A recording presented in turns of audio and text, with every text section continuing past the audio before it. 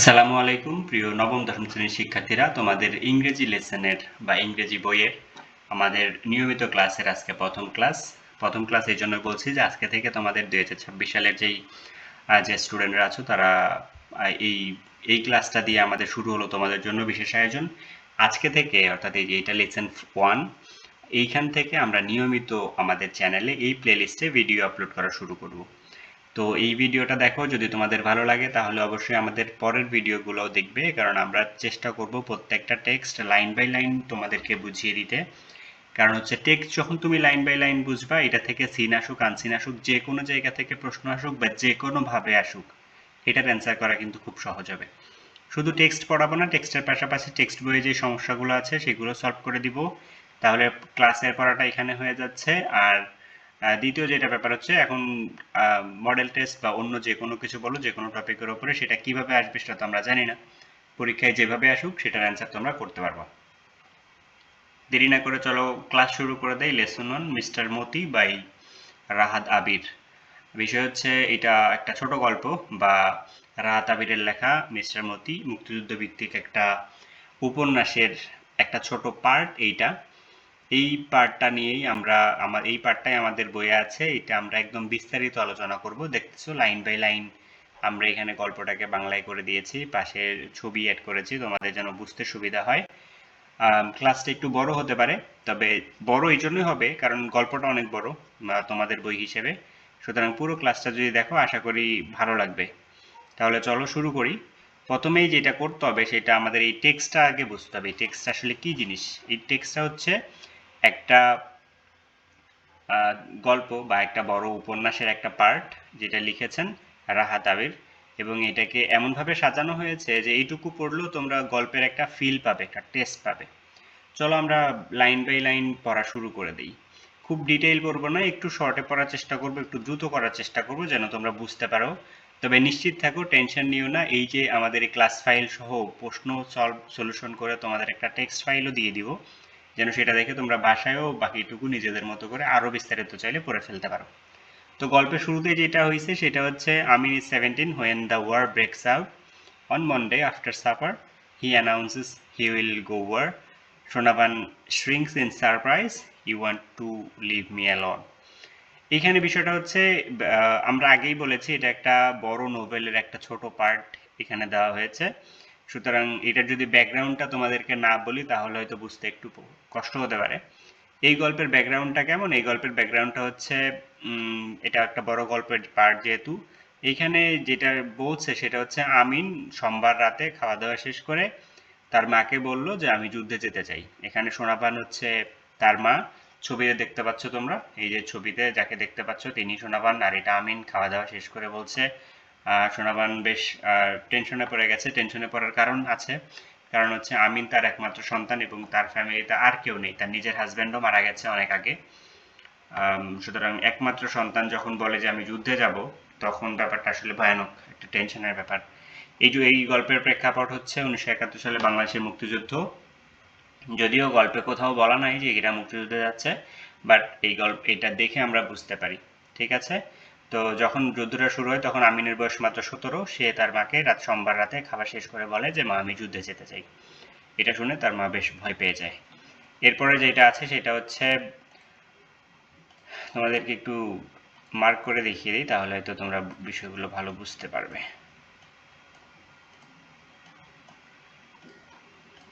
এরপরে যেটা আছে সেটা হচ্ছে, it won't take long ma, he assures, I will be back soon after the training. That night Sonabhan can't sleep. তো এখানে আমিন বলছে যে মা এটা খুব বেশি সময় লাগবে না, আমি ট্রেনিং শেষ করেই তাড়াতাড়ি চলে আসবো। আর সে রাতে সোনাভান আসলে ঘুমাতে পারেনি, কারণ যদিও যতই আমিন বলুক যে সে ট্রেনিং শেষ করে ফিরে আসবে, কারণ যুদ্ধক্ষেত্রটা তো আসলে মৃত্যুর ময়দান, এখানে কে বাঁচবে কে মারা যাবে সেটা তো কেউ জানে না। এবং তুমি 1971 সালের কথা চিন্তা করো, তখন তো মোবাইল ফোন নাই যে মায়ের কাছে এক ফোন আছে, ওর কাছে এক ফোন আছে, যা একটা ফোন দিবে খোঁজ খবর নিবে, এরকম সিচুয়েশন তো না। আসলে কি হচ্ছে না হচ্ছে কেউ জানবে না, এমন একটা সিচুয়েশনে চলে যাচ্ছে মাকে ফেলে 17 বছর বয়সী আমিন। এটা নিশ্চয়ই একটা টেনশনের ব্যাপার। তো সেই রাতে তিনি ঘুমাতে পারেন নাই। After sunup, she opens the duck coop. The flick stream out, stretches and quack around her for their morning meal. এখানে বলছে যে ছবিটা দেখতে পাচ্ছ, যে সকালবেলা সোনাবান এসে তার হাঁসের খোয়ার, এই যে কূপ অর্থাৎ হচ্ছে খোয়ার জিনিসটা কি, তোমরা যারা গ্রামে থাকো তারা নিশ্চয়ই বুঝবা, যারা গ্রামে না থাকো, যারা শহরে থাকো তারা, তাদের জন্য ব্যাপারটা একটু কনফিউশন হতে পারে। কূপ হচ্ছে আসলে এমন একটা ছোট ঘর যেখানে হাঁস মুরগি রাখা হয়। তো সকালবেলা সূর্য ওঠার সঙ্গে সঙ্গে সোনাবান কি করলো, ঘুম থেকে উঠলো এবং সে গিয়ে হাঁসের খোয়ারটা ছেড়ে দিল। হাঁসগুলো কি করলো, ফ্লিক স্ট্রিম আউট, ফ্লক বলতে আসলে ঝাঁক বোঝায় বা পাল বোঝায়, যেখানে একসঙ্গে অনেক কিছু থাকে। তো অনেকগুলো হাঁস একসঙ্গে বেরিয়ে আসলো, স্ট্রিম আউট মানে বের হয়ে আসা আর কি। স্ট্রেচ মানে হাত পা টান করা, দেখো যে এখানে টান করতেছে, এখানে দেখতে পাচ্ছ টান করতেছে। অ্যান্ড কোয়াক্স বলতে আসলে হাঁস কিভাবে ডাকে, হাত প্যাক প্যাক করে ডাকে, ওইটাকে ইংরেজিতে কোয়াক বলা হচ্ছে। Around her for their morning মিল, সকালবেলা হাঁস মুরগি বের হয়ে এসেই কিন্তু খাবার খোঁজা শুরু করে দেয়। তো হাঁসগুলো বের হয়েই তাদের সকালবেলার খাবার খোঁজা শুরু করে দিল এবং তারপর চারপাশে ঘোরাঘুরি শুরু করলো। She takes longer than usual, আজকে যেহেতু তার মনটা খারাপ, তার ছেলে বলছে যুদ্ধ চলে যাবে, এই জন্য তার মনটা খারাপ। সো সে আজকে একটু বেশি সময় নিল, সে দুশ্চিন্তা করছে। এরপরে সে কি করলো, she mixes water with husk বলতে আসলে চালের গুঁড়া বা তুষ, চালের তুষের সঙ্গে সে পানি মিশিয়ে ইন দ্য আর্দেন বোল মানে আর্থ মানে কি, পৃথিবী, যদিও এখানে পৃথিবী মিন করছে না, আর্দেন বলতে আসলে মাটির বোল বোঝাচ্ছে, মাটির গামলার মধ্যে সে চালের ভুসি এবং পানি মিশিয়ে তাদেরকে খেতে দিল। And puts them down, they gobble it up in 5 minutes and head towards the pond, তারা এইগুলো গপ গপ করে খেয়ে ফেললো এবং পুকুরের দিকে চলে গেল। গুবল মানে গপ গপ করে খাওয়া। 5 মিনিটের মধ্যে খেয়ে ফেললো এবং পুকুরে চলে গেলো। দেখো ছবিতে দেখতে পাচ্ছ যে এই পাশে পুকুর আছে, তারা এখান থেকে খাওয়া শেষ করে পুকুরে চলে যাবে। যেহেতু আমরা ইংরেজি বলার সময় বাংলা বলে দিচ্ছি, সুতরাং বাংলা না পড়ি, আমরা পরের পেজে চলে যাই। এখানে দেখতে পাচ্ছ পরের ওই দিন সকালেই সোনাবান হাঁস মুরগিকে খাবার দেওয়ার পর হয়তো নিজের খাবার দাবার রান্না করে ফেলেছে। যতক্ষণ সোনাবান হাঁস মুরগিকে খাবার দিচ্ছে ততক্ষণে কি হয়েছে, ততক্ষণ Amin lets out the chickens by then, ততক্ষণে আমিন মুরগিগুলোকে ছেড়ে দিল। হি লিফটস হিজ 12-week-old, সে মুরগি ছেড়ে দিয়েই বসে নাই, সে তার 12 সপ্তাহ বয়সী কোকার অর্থাৎ মোরগটাকে সে তার কোলে তুলে নিল, মতি, অ্যান্ড সিট অন দ্য বারান্দা, অর্থাৎ তার যে 12 সপ্তাহ বয়সী মোরগ সেটার নাম কি, সেটার নাম হচ্ছে মতি। মতিকে কোলে তুলে নিল এবং বারান্দায় বসলো। ডিউরিং হিজ ব্রেকফাস্ট, সকালের খাবার সময়, he does not strike up any conversation, সে সকালবেলা যখন খাবার খাচ্ছিল তখন সে কোনো কথা বললো না। স্ট্রাইক আপ মানে আসলে কথা বলা বা কোনো কিছু ভাঙা, অর্থাৎ নীরবতা ভাঙলো না সে। হ্যাভিং নোটিস সোনাবানস পাফি আই, সে খেয়াল করলো সোনাবানের পাফি আজকে ফোলা, পাফি বলতে আসলে ফোলা বোঝায়। সে সোনাবানের ফোলা চোখ দেখে বুঝতে পারলো। He knows not to mention the last night subject, সে আর গতকালকে যে কথাটা বলেছিল সেটা এখন আর বলতে চাইল না, যদিও সে মনে মনে ডিটারমাইন্ড সে যুদ্ধে যাবেই। He cast his glance at the side, সে মানে অন্যদিকে, down at the cooker eats rice in silence, সে চুপচাপ করে খাবার খাওয়া শুরু করে দিল, মানে ডানে বামে না তাকিয়ে সে তার খাবার খাওয়া শুরু করে দিল, অথবা ডানে বামে তাকিয়ে সে খাবার খাইলো, সে আর তার মায়ের দিকে তাকালো না। টুডে ইজ হাটবার, তো যেদিন সকালটা হলো সেদিন হাটবার, অর্থাৎ আজকে কি বার কেউ বলতে পারবা? আজকে কিন্তু মঙ্গলবার। কিভাবে না, তুমি আজকের দিনটা খেয়াল করো না, গল্পে আজকে মঙ্গলবার, কারণ আমরা দেখেছি গতকাল রাতে মতি তার মাকে বলেছে, তো গতকাল কি বার ছিল, সোমবার, আমরা গল্পে দেখেছি যে সোমবার রাতে, সুতরাং আজকে মঙ্গলবার, অর্থাৎ আজকে তাদের এলাকায় হাটের দিন। হাটের দিন বলতে আসলে হাটবার বলতে অনেকেই বুঝবে না, যারা শহরে থাকো তারা হয়তো বিষয়টা খেয়াল করবে না। শহরে কারণ প্রত্যেক দিনই হাট থাকে, প্রত্যেক দিনই মানুষ সবকিছু কিনতে পায়, 24 ঘন্টায় প্রায় খোলা থাকে, বিশেষ করে রাত ছাড়া অন্য সব সময় খোলা থাকে। কিন্তু গ্রামের ব্যাপারটা ডিফারেন্ট, গ্রামেও নর্মাল মুদিখানা বা অন্য অন্য দোকান সবসময় খোলা থাকলেও একটা স্পেশাল সপ্তাহে 1 দিন বা 2 দিন এমন দিন বসে যেখানে সে যেদিন প্রত্যেকে তাদের জিনিসপত্র বিক্রি করতে নিয়ে আসে এবং অন্যরা সেগুলো কিনতে আসে। তো আজকে হাটবার বা market day. Sonaban has arrange the things Amin will take to the market to sell, Sonaban সব কিছু অ্যারেঞ্জ করে ফেলেছে যেগুলো আমিন আজকে বাজারে বিক্রি করতে নিয়ে যাবে। খেয়াল করে দেখো তাদের 2 মা ছেলের সংসার, তাদের কিন্তু এক্সট্রা ইনকাম নেই, কারণ আমিন মাত্র 17 বছর বয়স। তাদের সংসারটা কিভাবে চলে, তাদের সংসারটা চলে হচ্ছে নিজেদের পালিত হাঁস মুরগির ডিম, লাউ বা আশেপাশে ছোটোখাটো সবজি টবজি এগুলো বিক্রি করেই। সো এগুলোই কিন্তু আমিন আজকে বিক্রি করতে নিবে। 2 ডজনস অফ এগ, অর্থাৎ 24টা ডিম, এ শিফ অফ একনাট অর্থাৎ এক ঝোপা কি বলে এটাকে হচ্ছে সুপারি। বটল গার্ড আসলে বোতলের মতো দেখতে বা লম্বা যেই ইয়েগুলো লাউ সেগুলো। দ্য বাজার ইজ অ্যাবাউট এ মাইল এগো, বাজার তাদের বাড়ি থেকে প্রায় 1 মাইল দূরে। তো এগুলো সব সোনাবান রেডি করে রেখেছে। এরপর যেটা হয়েছে সেটা হচ্ছে Amin wears shirt, short sleeve floral shirt over lungi. Amin লুঙ্গির ওপরে তার হাফ হাতা, শর্ট স্লিভ বলতে আসলে হাফ হাতা, ফ্লোরাল বলতে আসলে ফুল সাজানো আর কি। এই যে দেখো তার শার্ট, হাফ হাতা শার্ট, ফুল ফুল দিয়ে ইয়ে করা, লুঙ্গির ওপরে এটা পরলো। He whistles as he looks into the cloudy mirror in his hair. এখানে ক্লাউডি মিরর বলতে আসলে যে বাড়িতে, যেহেতু গ্রামের বাড়ি, পুরনো অনেকটা দেখবে যে যেসব আয়না অনেকদিন পরিষ্কার করা হয় না, যেসব সেগুলো দেখবে একটু মানে ঝাপসা হয়ে থাকে, অনেকটা কুয়াশার মতো। তো তাদের আয়নাটাও এরকম। এটার মধ্যে সে তার চুল আঁচড়াচ্ছিল এবং হুইসেল দিচ্ছিল। হুইসেল বলতে আসলে শীষ বাজাচ্ছিল আর কি। Placing the rattan basket on his head. Rattan বলতে আসলে এখানে বেতের তৈরি বোঝায়। বেতের তৈরি বাস্কেট বা ঝুড়ি, দেখো এটা বেতের তৈরি ঝুড়ি, সে তার মাথার উপরে রেখে হেড বিফোর সেটিং অফ, সে চলে যাওয়ার আগে হি হোলার্স মানে সে চিৎকার করে ডাকা বা জোরে জোরে হাঁক দেওয়া। আই এম অফ বলতে আমি বন্ধ না, আমি চলে যাচ্ছি। অফ মানে কোনো কিছুর উদ্দেশ্যে রওনা দেওয়া। তো সে হাফ হাতা সুন্দর শার্ট লুঙ্গির উপরে পরে মাথা আস্তে আস্তে হুইসেল দিচ্ছিল এবং তারপরে সে তার বেতের ঝুড়িটা মাথায় নিয়ে চলে গেল। বেতের ঝুড়ি বলতে আসলে যেটার মধ্যে আসলে সোনাভান সবকিছু সাজিয়ে রেখেছিল সেটাই নিয়ে চলে গেল। এরপরে দেখো Sonaban watches him along in the bank of the little river. ছোট নদীর তীর দিয়ে আমিন যাচ্ছিল এবং সোনাবান তাকে সেখান দূর থেকে দেখছিল। ছবিটা যদিও পুরোপুরি রিপ্রেজেন্ট করা নাই, বাট তোমরা ধরে নিতে পারো যে সোনাবান দেখছে তার ছেলে যাচ্ছে। For the first time it occurs to her that Amin has grown up. দেখবা যে তোমরা খেয়াল করে দেখবা যে বাবা মায়ের কাছে সন্তান কখনো বড় হয় না। তারা সবসময় বলে যে তুই এখনো ছোট, তুই এখনো ছোট, তুই এখনো ছোট। তোমরা নিশ্চয়ই এই বিষয়টা খেয়াল করবে যে তোমরা এখন যে 9-10-এ উঠে গেছো, এখনো দেখবে তোমাদের মা তোমাদেরকে 6-7 এর মতো ট্রিট করছে বা তারও ছোট ট্রিট করছে। বা এইটার মেইন রিজন হচ্ছে বাবা মায়ের কাছে সন্তান কখনো বড় হয় না, এটা হচ্ছে বিষয়। সেম জিনিসটা সোনাবানের ক্ষেত্রেও ঘটতো। সোনাবান মনে করতো যে 17 বছর বয়স হয়েছে, কতই আর বড় হয়েছে, ও তো এখনো বড়ই হয়নি। কিন্তু আজ গত রাতে যখন সে যুদ্ধে যাওয়ার কথা বললো, তখন থেকে সোনাবান ভাবছিল যে আমার ছোট ছেলে। আজকে যখন সে খেয়াল করলো যে তার ছেলে মাথায় নিয়ে যাচ্ছে, তখন সে বুঝলো যে না, আমার ছেলে আসলে বড় হয়ে গেছে। এবং এবারই প্রথমবার তার মনে হলো যে না, তার ছেলেটা বড় হয়েছে।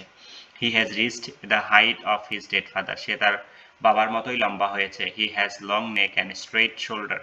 তার লম্বা গলা এবং শক্ত বা সোজা কাঁধ হয়েছে, মানে দেখতে সে বাবার মতো হয়েছে আর কি।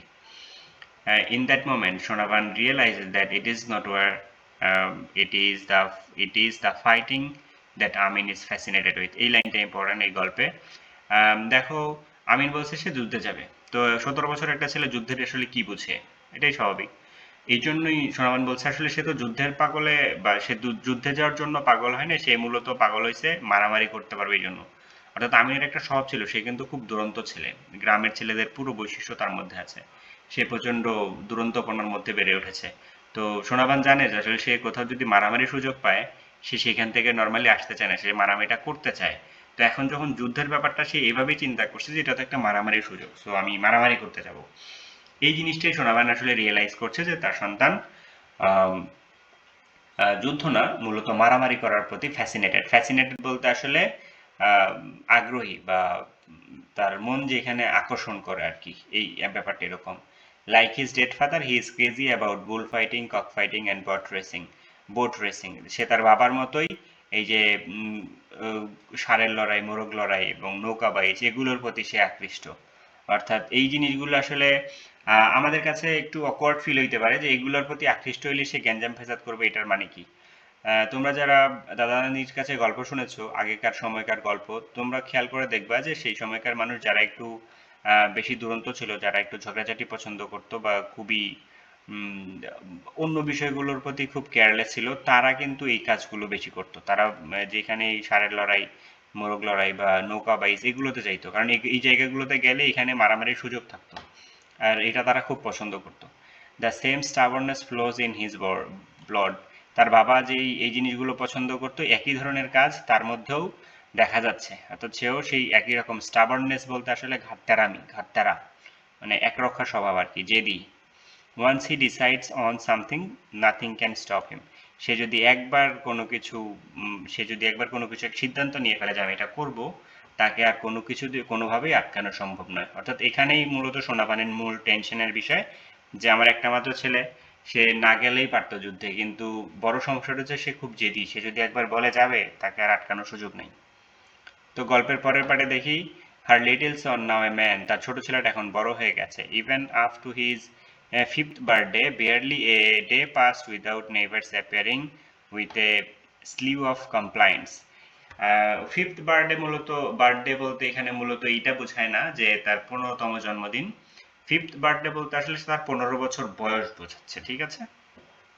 তার ছোট সন্তানটা এখন বড় হয়ে গেছে। একটা ম্যান বলতে, সন আসলে ছোট বাচ্চা বোঝায়, ছেলে বাচ্চা। আর ম্যান বলতে আসলে বোঝায় পুরুষ। তো তার ছোট ছেলেটা এখন পুরুষ হয়ে গেছে। তার 15 বছর বয়স পর্যন্ত এমন কোনো দিন যায় নাই যে দিন প্রতিবেশীরা তার ব্যাপারে বিচার নিয়ে আসে নাই। এই জিনিসটাই আসলে রিফ্লেক্ট করে যে সে কতটা দুরন্ত, সে কতটা মানে মারমুখো আর কি। বাচ্চা এলাকার ছেলে মেয়েদের মার সঙ্গে মারামারির পাশাপাশি ছোটখাটো দুষ্টামি সে রেগুলার করতো। Sometimes one two turned up from other villages, কখনো কখনো এলাকার লোকজন তো রেগুলার দিতই ওর নামে বিচার। কখনো কখনো দেখা যেত যে বাইরের গ্রাম থেকেও ওর নামে বিচার চলে আসছে। অর্থাৎ সে দুরন্তপনায় সেরা ছিল। আশেপাশে দু এক গ্রামের মধ্যেও তার সুখ্যাতি ছিল আর কি। ব্যাপারটা অনেকটা এরকম। তোমাদের সময় যদিও দুরন্তপনাটা অনেক কমে গেছে, তোমরা এখন মোবাইল নিয়ে ব্যস্ত হয়ে পড়েছো এবং তোমাদের ব্যাপারে শাসন এসেছে, তোমাদের ব্যাপারে বাবা মার স্বপ্ন বেশি। সো দুরন্তপনাটা তোমাদের ব্যাপারে সেইভাবে হয়তো আসে না, কিন্তু তারপরেও ব্যাপারটা তোমাদের মধ্যে একটু থাকা উচিত। 9-10 এই বয়সটা দুরন্তপনারই বয়স। They packed into the house and asked, they picked মানে আসলে লুকিয়ে বা মানে লুকিয়ে দেখা বা উকি মারা। তারা ধরো নিজের গ্রামের মানুষরা তো সরাসরি বাড়িতে ঢুকতে পারে, কিন্তু বাইরের গ্রামের মানুষ আসলে তো সরাসরি কোনো বাড়িতে ঢুকতে পারে না, তারা আসলে উকি ঝুঁকি মারে। আর তখন জিজ্ঞেস করে, ডাজ আমিন লিভ হিয়ার, এখানে কি আমিন বসবাস করে? সোনাবান উৎসাহে, সোনাবান একটা দীর্ঘশ্বাস ফেলতো অ্যান্ড বলতো যে হোয়াট ডিড ই ডু, সে কি করেছে। কারণ সোনাবান জানতো যে প্রত্যেকদিন বিচার নিয়ে আসে মানুষ, সুতরাং আজকেও নিশ্চয়ই বিচার আসছে। এই জন্য যখনই কেউ জিজ্ঞেস করতো যে এখানে কি আমিন বাস করে, তখনই তার মাথায় একটা টেনশন। সাই বলতে আসলে দুশ্চিন্তা, দীর্ঘশ্বাস। তো মানুষ যখনই জিজ্ঞেস করতো যে এখানে আমিন বাস করে কিনা, তখনই তার মাথায় একটা টেনশন ঢুকে যেত, হ্যাঁ আমার ছেলে নিশ্চয়ই কোনো কিছু করেছে। এরপরে যেটা, সেটা হচ্ছে your Son stolen my dead juice. তো যেটা বিচার, এই যে বাইরের গ্রাম থেকে আসছে, সে কিভাবে বিচার দিত যে your Son stolen my dead juice. Dead juice বলতে আসলে মরা জুস এরকম না, ডেড বলতে আসলে খেজুর, আর জুস বলতে আসলে রস, খেজুরের রস। তোমরা যারা গ্রামে থাকো বা যারা শহরে থাকো তারাও অনেকে চিনবা যে খেজুর গাছের গলা কেটে সেখানে নাড়ি পেতে রস নেওয়া হয়, এটা বেশ মিষ্টি হয়, এটা থেকে খেজুরের গুড় তৈরি হয় এবং এটা শীতের দিনে বেশি হয়।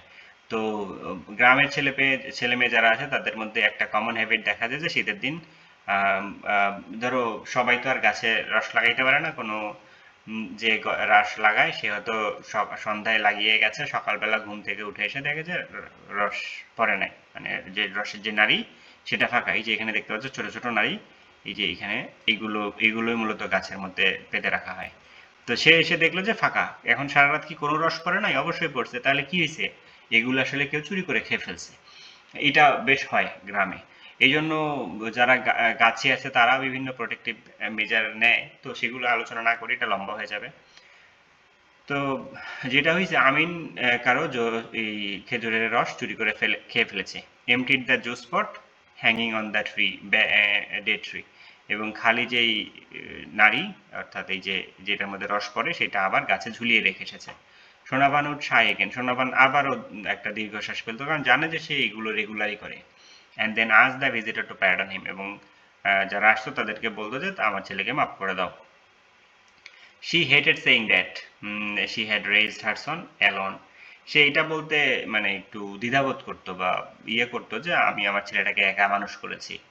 দেখো, প্রত্যেকদিন যখন তোমার নামে তোমার বাড়িতে বিচার আসবে, প্রত্যেকদিন তোমার মা যদি তোমার জন্য মানুষের কাছে ক্ষমা চাইতে হয়, ব্যাপারটা আসলে তার জন্য একটা দুঃখের। তো এটাই বলা হচ্ছে যে শি উড হেটেড, এটা বলতে খুব অপছন্দ করতো। If she could spare them, যদি তার পক্ষে সম্ভব হতো, she would bring half a dozen of eggs and hand them to the visitor, please take those for your children.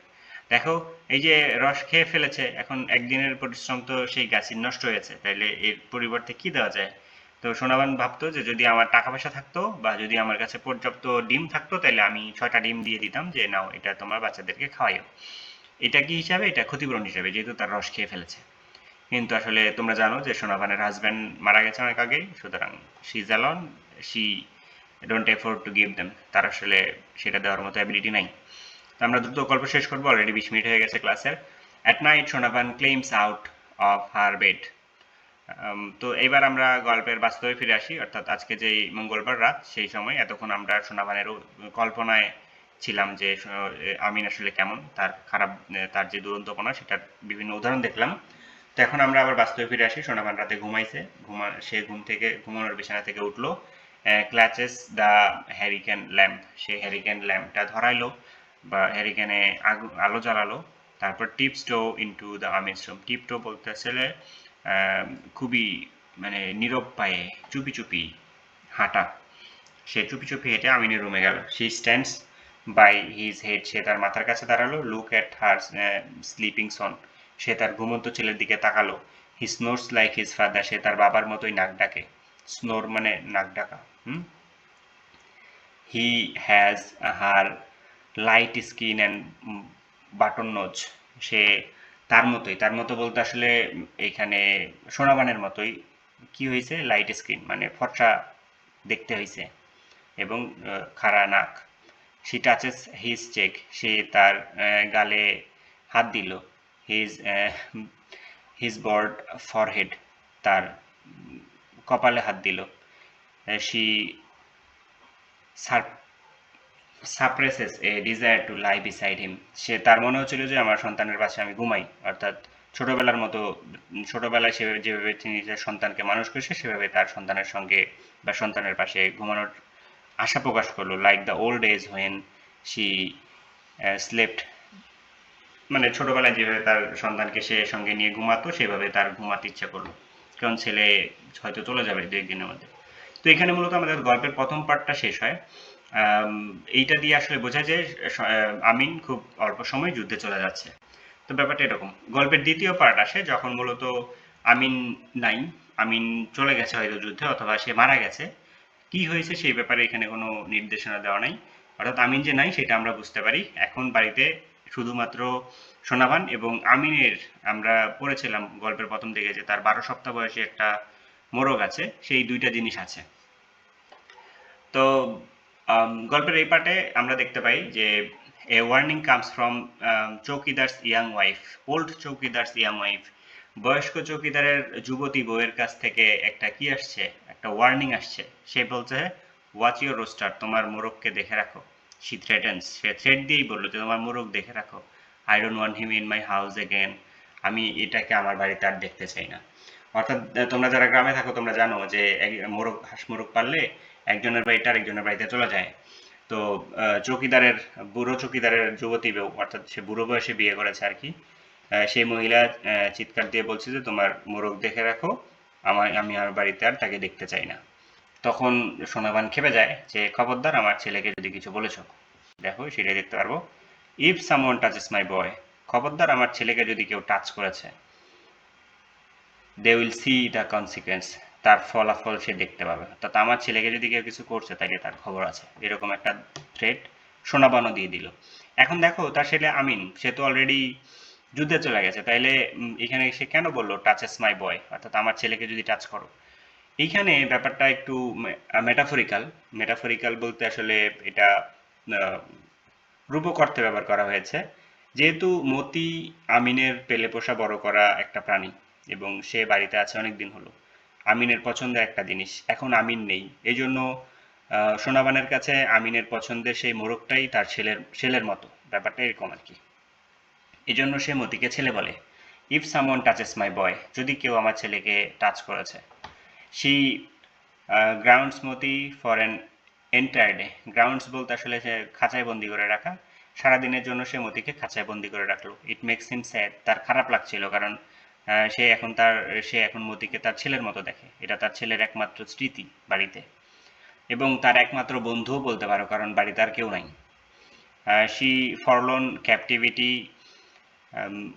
ক্রুসিফাইস হার, এবং এই সারাদিনের একাকিত্ব তার মনকে আসলে বিদ্ধ করলো, মনকে কষ্ট দিল।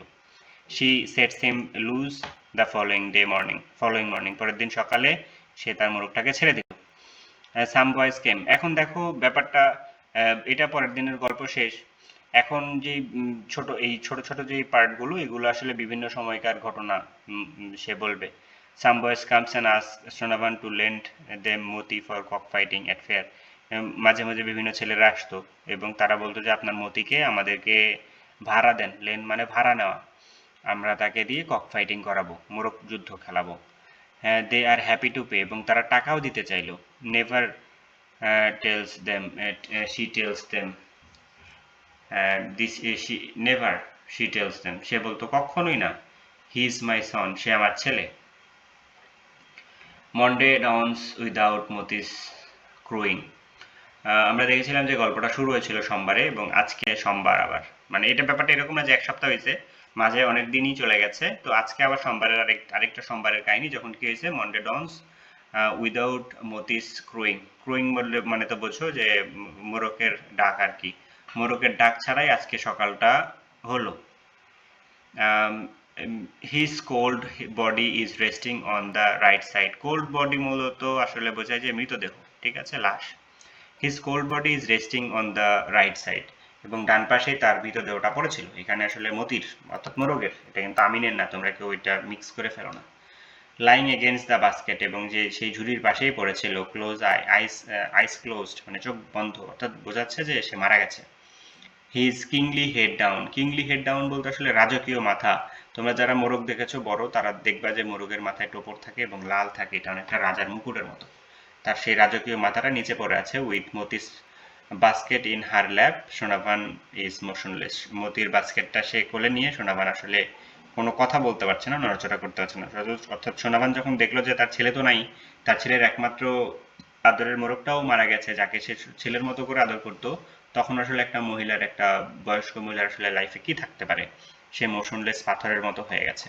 আমরা গল্পের একদম লাস্ট পার্টে চলে এসেছি। She puts Moti to rest beside her husband's grave, সোনাপানের স্বামীকে যেখানে কবর দেওয়া হয়েছিল সেখানেই মতিকে পুঁতে রাখা হলো। আসলে মোরগকে তো আর কবর দেওয়া হয় না, মোরগকে পুঁতে রাখা হলো। সে আসলে মানে দীর্ঘশ্বাস ফেলে। ফ্লোটস অ্যাক্রস দ্য এমটি ইয়ার, সে পুরো ফাঁকা বাড়িতে এদিক সেদিক হাঁটাহাঁটি করে। স্টেপস ইনটু অ্যান এমটি বারান্দা, ফাঁকা বারান্দায় হাঁটে। এই যে এমটি এমটি বলছে, এমটি বলতে আসলে এই জন্যই বোঝাচ্ছে যে বাড়িতে আসলে কেউ নেই, she is alone. crawls into an empty home and sits on the edge of an empty bed, এবং একটা ফাঁকা বিছানায় বসে। another morning breaks, আরেকটা সকাল হয়। নন and afternoon comes and go, সকাল দুপুর এবং বিকাল যায় আসে। the birds coops quack and crows, এই যে হাঁসের কুক বলতে খোয়ারের মধ্যে কি হয়, কোয়াক অ্যান্ড ক্রোজ শব্দ হয়। No one let them out, তাদেরকে কেউ ছেড়ে দেয় না, অর্থাৎ এটা বোঝাচ্ছে যে আসলে তাদেরকে ছেড়ে দেওয়ার মতো আর কেউ নাই। For the first time Sonabhan's door do not open, প্রথমবারের মতো সোনাভানের দরজাও আর খোলে না, অর্থাৎ সোনাভান রাতে ঘুমের মধ্যেই মারা গেছে। So this was the story. এখন বিষয় হচ্ছে এটা নিয়ে প্রশ্ন আছে, বিভিন্ন প্রশ্ন আছে, আমরা প্রশ্নগুলোর অ্যান্সার দেওয়ার চেষ্টা করব। অ্যান্সার অলরেডি আমরা ছোট করে দিয়ে দিই, যেটা একটু বোঝার দরকার সেটা বুঝিয়ে দিই, যেটা সিম্পল আছে সেটা আর অ্যান্সার না দিই, কারণ ভিডিওটা অলরেডি প্রায় 30 মিনিট হয়ে গেছে। এই অ্যান্সারগুলো আমাদের ভিডিও ডেসক্রিপশনে দেওয়া থাকবে, তোমরা এখান থেকে অ্যান্সারগুলো দেখে নিবা। কোনো অ্যান্সার যদি বুঝতে সমস্যা হয় সেটা আমাদেরকে কমেন্ট করে জানাবা, আমরা তোমার প্রত্যেকটা কমেন্টের রিপ্লাই দেওয়ার চেষ্টা করব। তারপরও যে প্রশ্নগুলো কনফিউজিং সেগুলো একটু অ্যান্সার দিয়ে দিচ্ছি। হোয়াই ইজ রোস্টার কল্ড মতি, রোস্টারকে মতি কেন বলা হচ্ছে, এর নাম মতি। এখন তুমি যদি তোমার কুকুরকে একটু আদর করে টমি ডাকো, এটা কি কোনো কারণ থাকা প্রয়োজন আছে? কোনো কারণ থাকার প্রয়োজন নেই। একই ব্যাপার এরকম এখানেও, যে তাকে মতি কেন ডাকা হলো, যদিও ডিরেক্টলি কোনো কারণ নাই, সেটাই বলেছে there is no direct reason to call rooster by the name Moti, Moti ডাকার কোনো কারণ নেই। বাট আমিনের এইটা আদর করে দেওয়া নাম, এটার কারণ হতে পারে যে মতি মানে কি, মতি মানে হচ্ছে মণিমুক্তা বা দামি কোনো কিছু পাথর। সো হয়তো এই কারণেই আমিন এটাকে মতি বলে ডাকতো। সো এটা ছিল প্রথম অ্যান্সার, এটা পড়লে বুঝতে পারো সেম জিনিসটাই লেখা আছে। Is the writer trying to compare the son with the rooster, what are the reasons of doing so, অর্থাৎ এই প্রশ্নটার মিনিং হচ্ছে এই যে এই গল্পের লেখক অর্থাৎ রাইটার কি তার ছেলে আমিনের সঙ্গে এই মতির একটা তুলনা করার চেষ্টা করছে বা আমিনের সঙ্গে মোরকের একটা তুলনা করার চেষ্টা করছে, এবং যদি করে থাকে তাহলে সেটা কেন? এই প্রশ্নটা একটা ভালো প্রশ্ন যে হ্যাঁ, অবশ্যই আমরা দেখেছি যে সোনাবান মতিকে তার ছেলে বলে ডাকছে, সুতরাং রাইটার এখানে একটা তুলনা করার চেষ্টা করছে। তাহলে এই তুলনাটা কেন করার চেষ্টা করছে? Because Amin and the cook Moti, okay, এর কারণ হচ্ছে খুব সিম্পল যে এতদিন সোনাবানের একমাত্র সম্পর্ক কে ছিল? আমিন। আমিন চলে যাওয়ার পরে আর কেউ নাই, শুধুমাত্র মতি আছে সোনাবানের। সুতরাং এই জন্য দুজনকে কম্পেয়ার করার চেষ্টা করা যেতে পারে। এছাড়াও একটা বয়স্ক মহিলার শেষ সম্বল কি হয়? তার সন্তান। এখানে তো তার সন্তান নেই, সেই জন্য মতিকে তার সন্তানের মতো করে দেখা হচ্ছে। আরেকটা কারণ হতে পারে যে মতি হচ্ছে আমিনের খুব আদরের জিনিস। এখন তোমরা জানো যে সন্তানের স্মৃতিগুলো অনেকটা সন্তানের মতোই। সুতরাং যখন আমিন নেই, আমিনের অনুপস্থিতিতে আমিনের যে স্মৃতি মতি, সেটাকেই তার সন্তানের মতো করে চিন্তা করা হয়েছে। এই জন্যই মূলত আসলে কম্পেয়ার করা হয়েছে। এই জিনিসটাই এখানে লেখা আছে। এরপর দেখো, why is the story a Bangladeshi story, which war is refer to in the story. এই অ্যান্সারটা এখানে বেটার করে দেওয়া আছে, এই যে এখানে। ঠিক আছে, এই স্টোরিটা আসলে কেন বাংলাদেশি স্টোরি এবং কোন যুদ্ধের কথা এখানে বলা হয়েছে। কোনো জিনিস বাংলাদেশি কিনা এটা আসলে কিভাবে বুঝবো? এটা বুঝতে হলে আসলে দেখতে হবে যে ক্যারেক্টারগুলো কেমন, গল্পের পরিবেশটা কেমন। দেখছো গল্পের মধ্যে কিন্তু বিভিন্ন ক্যারেক্টার আছে, মতি, সোনাবান, আমিন, বুড়া চৌকিদারের ইয়াং বউ, এই কালচারগুলো কিন্তু বাংলাদেশি কালচার। এছাড়া লুঙ্গি, তারপরে হাটবার, তারপরে সুপারি, খেজুরের রস শীতকালে, এরপরে ডিম বিক্রি করে, গ্রামের জীবন, নদীর পাশের বাড়ি, এই সবগুলো আসলে কি নির্দেশ করে? এগুলো আসলে বাংলাদেশি কালচার, বাংলাদেশি এনভায়রনমেন্ট নির্দেশ করে, তাই না? সো এই কারণে আমরা এটাকে বাংলাদেশি স্টোরি বলতে পারি। আর এখানে কোন যুদ্ধের কথা বলা হয়েছে এটা তো ডিরেক্টলি রেফার করা নাই, আমাদের পুরো গল্পে কোথাও বলে না যে লিবারেশন ওয়ার বা ফ্রিডম ফাইটার্স, এই ধরনের কোনো কিছু বলা নাই। সুতরাং আমরা বলতে পারি যে আসলে বাংলাদেশের কনটেক্সে যদি গল্পটা হয়, বাংলাদেশের লাইফে কয়টা যুদ্ধ দেখেছে? একটাই যুদ্ধ দেখেছে, সেটা হচ্ছে ৭১-এর মুক্তিযুদ্ধ। সুতরাং এটা ৭১-এর মুক্তিযুদ্ধ, এই গল্পের। এখন এই গল্পটুকুর বাইরেও তো এইটা অনেক বড় একটা গল্প, আমরা আগেই বলেছি যে এই গল্পটা আসলে বিশাল। সেখান থেকে একটা পার্ট এখানে নেওয়া হয়েছে। সুতরাং সেইখানে কিন্তু বলা আছে এটা কোন যুদ্ধ। এটা আমাদের বাংলাদেশের মুক্তিযুদ্ধ, যেটা ১৯৭১ সালে হয়েছে, মহান মুক্তিযুদ্ধ আর কি। সো এটার অ্যান্সার এখানে দেওয়া আছে। এরপর সেটা হচ্ছে কক ফাইটিং কি, সেটা তোমরা জানো কিনা? কক ফাইটিং নর্মালি মোরগ লড়াই বলতে আমরা এখন নর্মালি যেটা দেখি যে সবাই ছেলেরা পেছনে হাত দিয়ে তারপর একজন একজনের সঙ্গে ধাক্কাধাক্কি করে এই এক পায়ে, এইটা না। মোরগ লড়াই বলতে আসলে আসল মোরগের লড়াই, দুইটা মোরগ একটা গোল দাগের মধ্যে, দুইটার মধ্যে ফাইট হয়, যে শেষ পর্যন্ত টিকে থাকে সেই জিতে। এটাই হচ্ছে মোরগ লড়াই, এখানে সুন্দরভাবে বলা আছে এবং ডিটেল বলা আছে। এইটুকু অ্যান্সার লিখলে তোমরা ফুল মার্ক পাবা। What do you think about mother son relationship, এটারও অ্যান্সার এখানে দেওয়া আছে। এরপর যেটা পার্ট ছিল যে বাংলাদেশি কালচারাল যে ওয়ার্ডগুলো সেগুলোকে বের করো, এখানে সেই কালচারাল ওয়ার্ডগুলোকে বের করা আছে। আরও কিছু কালচারাল ওয়ার্ড থাকতে পারে, সেগুলো তোমরা নিজেরা বের করে নিতে পারো। আমি এখানে মোটামুটি 7টা বের করে দিয়েছি, এগুলো তোমরা নিতে পারো এবং এগুলোর মিনিং এখানে দেওয়া আছে ইংরেজিতে। বাংলাতে দেই নাই কারণ এগুলো খুবই সিম্পল। বটল গড, লাউ, এরিকা নাট, এটা হচ্ছে তোমরা জানো যে যেটা পান খাওয়াতে সুপারি ব্যবহার করা, এগুলো হাট বার লুঙ্গি, এগুলো তোমরা সবাই জানো। তো এটা দিয়ে একটা ডায়লগও তৈরি করে দেওয়া হয়েছে, এটা ভিডিও ডিসক্রিপশনে দেওয়া থাকবে, সেটা দেখে নিতে পারো। তো আজকের ভিডিওটা লম্বা না করি, আশা করি মিস্টার মতি যে গল্পটা আছে এটা তোমরা খুব ক্লিয়ারলি বুঝতে পারছো। যদি কোনো পার্টে কোনো সমস্যা থেকে থাকে অবশ্যই ভিডিওতে কমেন্ট করে জানাবা। আশা করব যে তোমাদের ভিডিও কমেন্টের অ্যান্সার দিবে এবং তোমাদের প্রবলেমটা সলভ করার চেষ্টা করব। যদি এই ক্লাসটা ভালো লাগে, পরের ক্লাসগুলো নিশ্চয়ই ভালো লাগবে। চ্যানেলটা সাবস্ক্রাইব করে ফেলো এবং পরের ক্লাসগুলো অবশ্যই মিস করবে না। ধন্যবাদ পুরো ক্লাসটা দেখার জন্য।